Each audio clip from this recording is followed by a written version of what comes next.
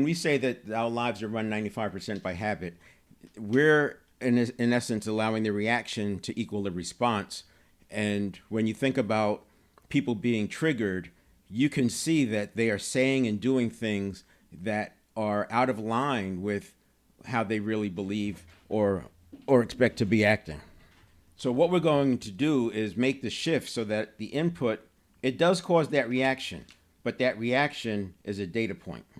If you're operating in operating mode, many of those inputs happened before. And I'm talking about an input. It could be there's a problem, somebody asks a question, they make a statement, they share a point of view, whatever that is.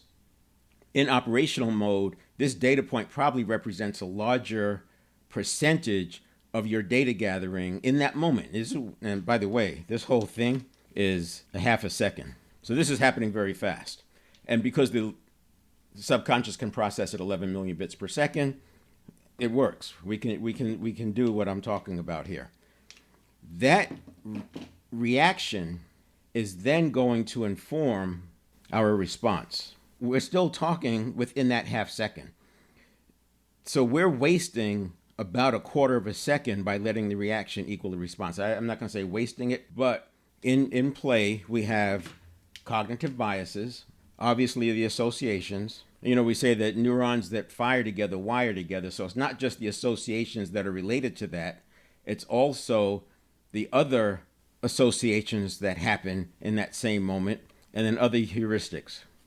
So cognitive bias is a heuristic, but also so a meta program. So in other words, neurons that fire together wire together. If it happens over and over and over, you end up with this bundling of associations, and that can become a meta program, which is how we get through the day, because we're not thinking about every single thing. We're leveraging the speed of the subconscious. And what we're going to do is slow this process down, but we're going to do it at this point, and then we'll do it again here.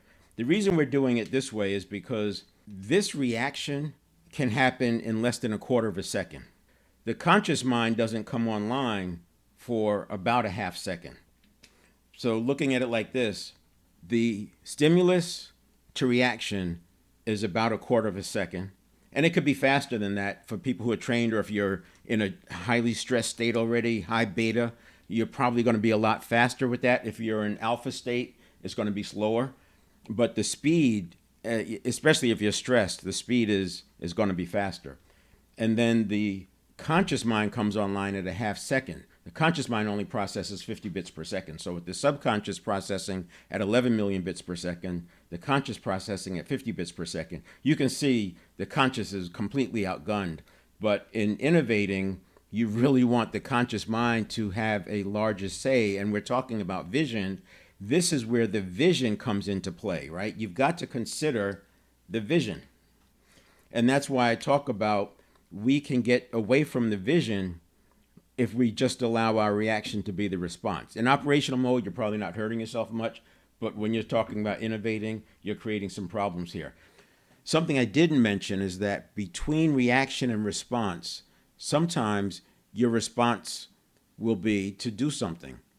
Sometimes it will be to delay making a decision. Sometimes it will be to disregard it. It's not important right now. Or maybe you're not even going to deal with it. And sometimes it might be to delegate it.